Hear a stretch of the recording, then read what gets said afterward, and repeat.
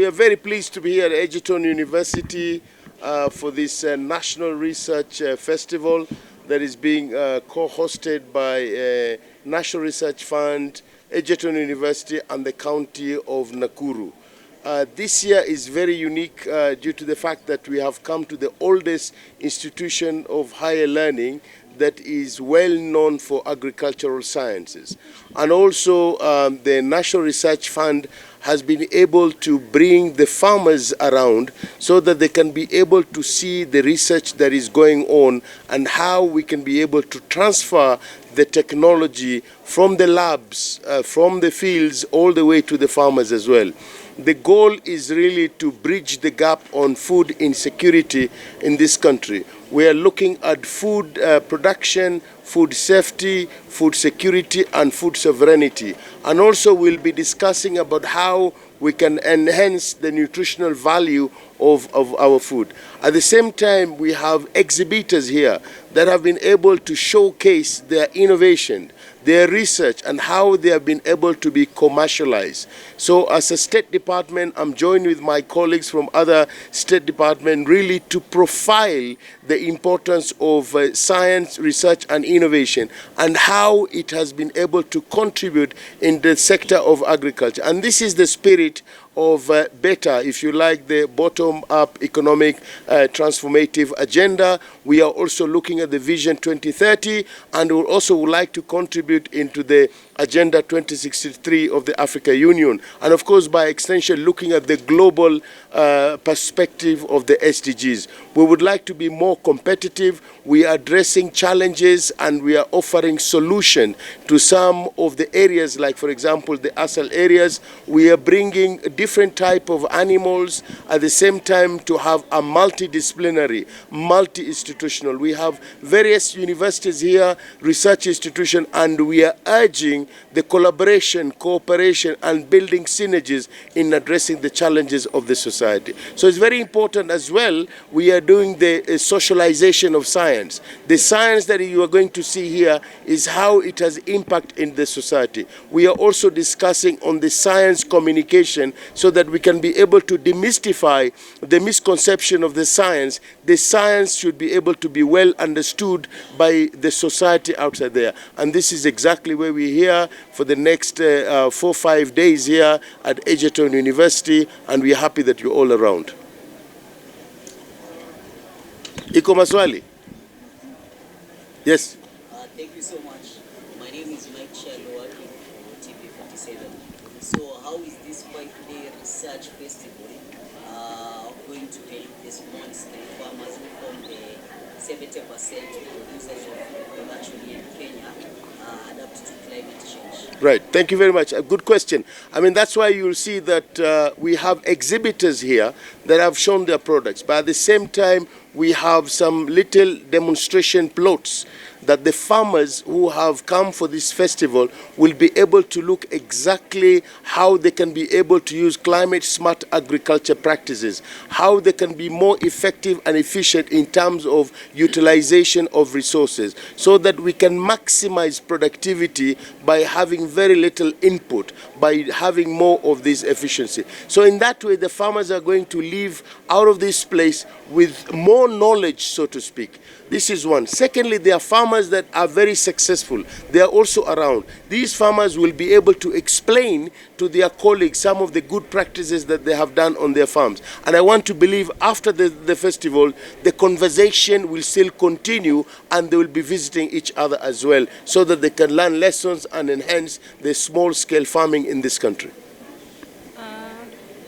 Maybe you can talk about the state of commercialization in public universities. Right. Of research in public universities, and maybe whether there are plans to increase funding on research. If you look at the Science, Technology, Innovation Act of 2013, it is committed that we need to set aside 2% of the GDP to support this sector of science, technology and innovation, research and development. At the moment, the government has set aside 0.8%, and we are striving to move to that 1%. And I believe if that 1% is going to come forward, we will be able, through at least 2 agencies, probably more, like Kenya National Innovation Agency, the National Research Fund, NACOSTI and others, would be able to allocate more resources in terms of seed money to do prototype and the commercialization. At the moment, the universities are changing with that entrepreneurial mind as well.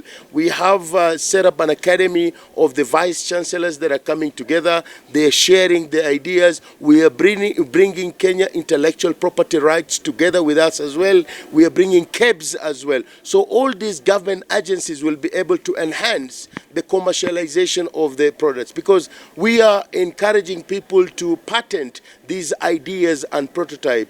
And then, of course, through the PPP, the public-private partnership, I believe we can be able to enhance the issue of commercialization. So we are bringing partners in the country. We are bringing venture capitalists. We are also talking to the private sector as well to be able to come together so that we can strengthen that partnership and build the synergies and collaboration. You're going to see, we want to move, really, and we are discussing, we were in Homa Bay, and we've started the conversation with various governors as well. They are very enthusiastic to see how we can be able to go all the way down to the counties. So Egerton, we've started here. We're going to pick another sort of county. There is a discussion, probably we look at the cluster of the blue economy and how the blue economy can contribute in the food security and food sovereignty and food safety as well. So probably we'll be going to Mombasa. But the culmination of all this, next year we are planning to have Science, Technology, Innovation Week. That is going to be in our calendar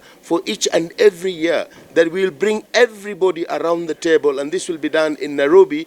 And then, of course, before that, there will be several other small entities at the county level with competition and be able to have cutting-edge technologies at different counties, because we have the diversity in this country, and we do not want to see duplication, but we want to see complementarity of science, technology, and innovation in addressing the challenges of the society.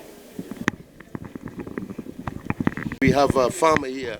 Also, the government policy, you know very well that we've been using the sexed semen with cattle to ensure that whatever animal that we inseminate, we make sure that we get a female calf that will be able to continue. And under the instruction of His Excellency the President, now the price of sex semen has gone down from 2,900 to 1,000. This is again that initiative of empowering our farmers to make sure that they can have it accessible to them and make sure that they can be able to, you know, move forward with this genetic sort of enhancement in our livestock and improve productivity and increase in terms of milk yield, and in so doing we can be able to empower the community and be able to alleviate food insecurity and of course eliminate poverty as well. My name is Dr. Wilson Kipeno from Narok County. I'm working with an organization called Alatia Pastoral Community-Based Organization, which has 12 cooperative societies working on different value chains: milk value chain, meat value chain, leather value chain, and of late we are doing a breeding supported by NRF. We started using a bull and we shifted that to the AI program supported by the NRF and CALRO. So we are also very happy with our farmers, especially in Narok County, and I think this is something which has to be duplicated as a case study to other counties, because having these 12 clusters, it means it will help sustainability and monitoring, especially when you have group dynamics, because what is taking us back is group dynamics. The group dynamics has its own narratives, and we want to change that. And from this sense of using a bull for breeding to a technology, new technology ART, which was supported by also NRF and Life to Africa. Our farmers were taken to Naivasha for a trip exchange and also training program. And at the same time, NRF supported our farmers to have motorbikes, which we are using for the AI program, because sometimes our roads are not passable. And you know the issue of ISRA synchronization require timing. So when you get late, you go to an animal, then you have lose it, and it is a lot of money which has been pumped into research. So in Narok County, we are happy, and we want to urge the government to continue with the bottom-up program, so that we can be able to see that all the other farmers are supported.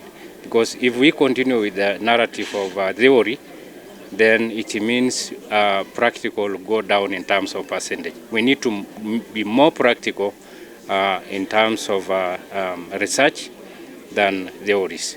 Thank you.